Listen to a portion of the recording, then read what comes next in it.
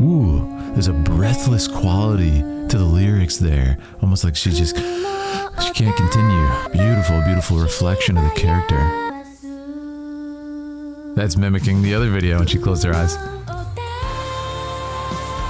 Wow, that's her mother.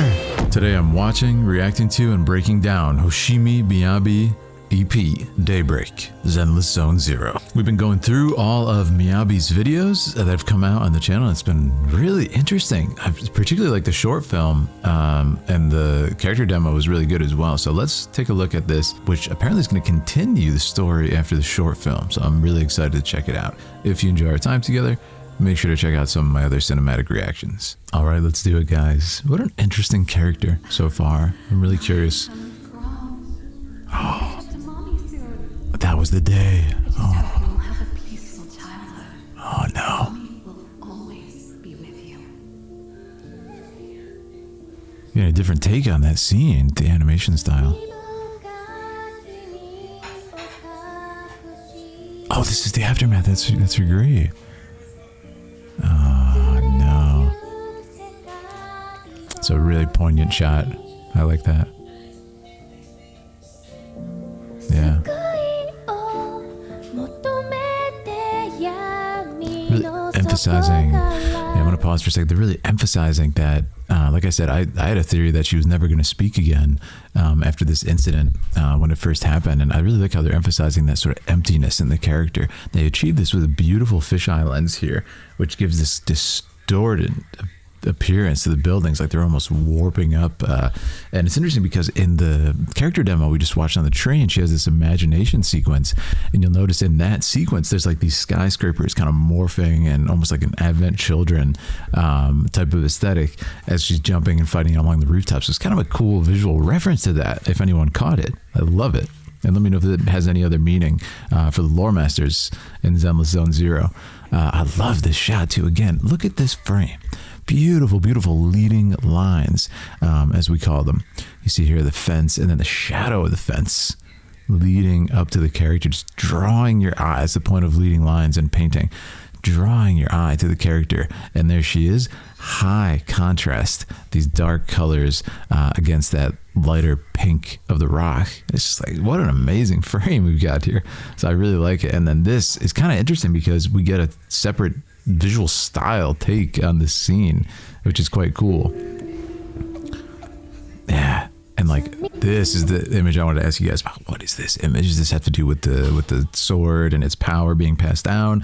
Is this the enemy's eye? Either way, it's that feeling of loneliness with a lot of pressure on you, and I love how they sort of emphasize that with the image. And I love this shot too of she's growing up and she's moving on. This is really well done. And she just keeps going and she keeps visiting, but she can't get past that event in her life being incredibly traumatizing, right? So with that in mind, let's continue. I really like what's going on so far. It's a standout shot.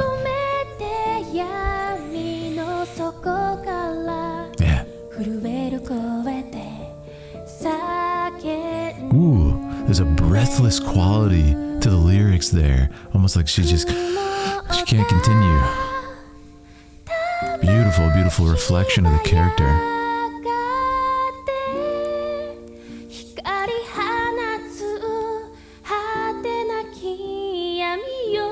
Really nice texture to the vocals here.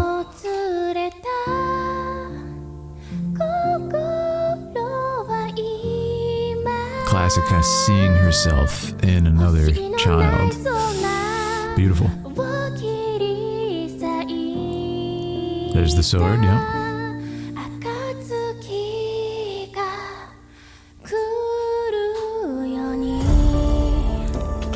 Beautiful sequence.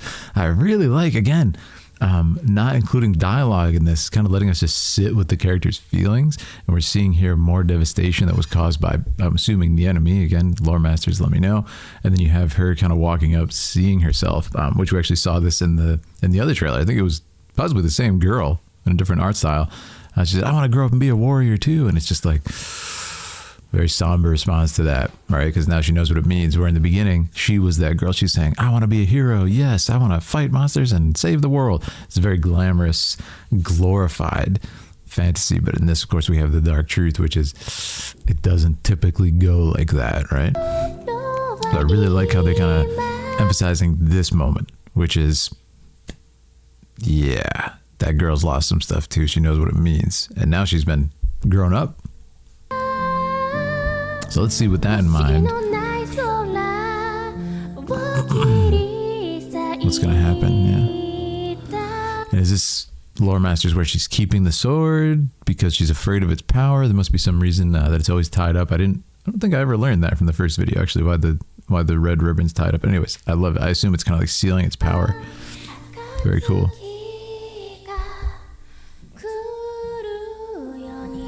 Yeah. Beautiful song too. And what is it with this character and the visual style shifts? I really like that. Wow. That's a powerful image. Beautiful. It feels like Okami.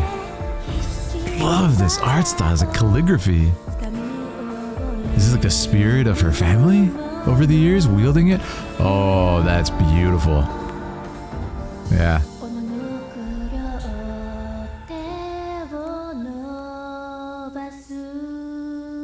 That's mimicking the other video when she closed her eyes. Wow, that's her mother. Oh, what a poignant image. She's being pulled back from the depths by her mother.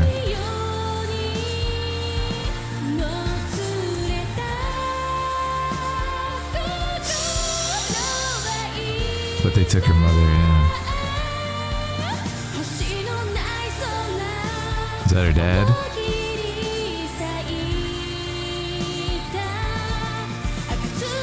What a shot. He's still there for her. And they visit together now. That's a nice difference. Shows that she's kind of accepted support in a really meaningful way. I quite like that. It was really nice. I also like the ending there. It just kind of like gives you a moment to sit with the piano and a little bit of hope rises up. Right? It's really beautiful. And I love, to me, the message of this is she kind of struggled for years with always being stuck in that moment. Look at the contrast. Look at the contrast in the shot. If we come back to here, right? Stuck in the moment. Years pass by. She ages. She's visiting alone. It's like she's kind of forcing herself to deal with it alone. And then we have this sequence. She like goes through all the like ancestors that have wielded the sword or the power. At least that's how I interpret it. Feel free to correct me, lore masters. But the message gets through to me either way. And then, yeah, her mother kind of shows her that love, shows her that support. And that's what allows her to say, you know, my mother, literally this is a metaphor for what happened, sacrificed herself for me so I could move on, so I could live on. And then she changes. In this scene, her dad comes in. It's like, to me, it means she accepts his support and she's no longer going to go through this alone. She realizes she does still have family, and that's really meaningful. So yeah, I think it's great. I think it's fantastic. Really, really nice. And let's look at this sequence one more time, because oh my goodness gracious, this is beautiful. Again, a metaphor for what she's feeling. And again, what is this eye? Beautiful, beautiful representation of, I assume, either the guilt she's feeling, the weight of her responsibility, or the enemy itself. But also the wolf too, I'm going to assume, because she has, you know, ears in that fashion, is representing her family and that sort of legacy. Again, reminds me of Advent Children. Has anyone ever seen Advent Children? The idea of Zach being represented by this wolf, which is meant to be, you know, his living legacy, that Cloud lives on. I love that. Just so cool. And it really is like this calligraphy imagery, which gives it that ancient feel, you know, legacy. I love it. And it's like, is this a line, a procession? of her family throughout the year, because they all have the ears. Very, very awesome, kind of insinuating what's going on here without saying it outright, which I kind of like even more about it. You know, so one of the reasons I love going blind into this, you kind of just get hit with these punches of imagery. Look at that. Floating, just being pulled down to this vortex. It's very, like, scary imagery, but it's beautiful.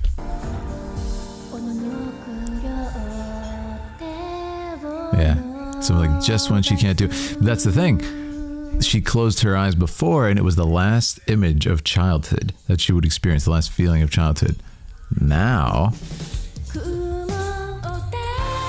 that hope, that memory of childhood, this is the image her mother, you know, existed in when she was a child. It's almost like it's coming back to her.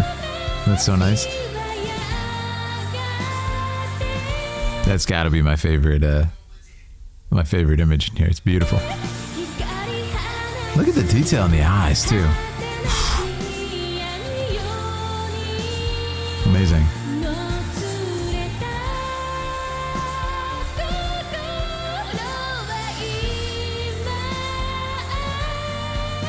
Also, I gotta get the lore on that guy. Who is that? Is that the eye? Is that the represent?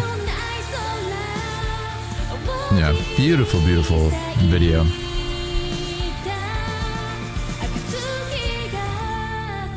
Also, lore masters, is there a reason that it seems that only the female members of the family have to deal with this? I don't know what to call it. This power struggle. Because even in the bodies there, they seem to all be female when they were. These are feminine figures. I don't know, maybe not. Yeah, there's a masculine figure there. But anyway, I think it's great. Thank you so much, everybody who joined us. Like I said, if you enjoyed our time together, make sure to subscribe. Check out my other videos on this character and other ZZZ stuff, and of course the other tons of videos we've done. Make sure to hop in Discord if you want to talk about Hoyoverse and kind of let your theories out, let your artistic attentions out, and of course follow on Twitch, follow my couples channel. I'll talk to you guys later.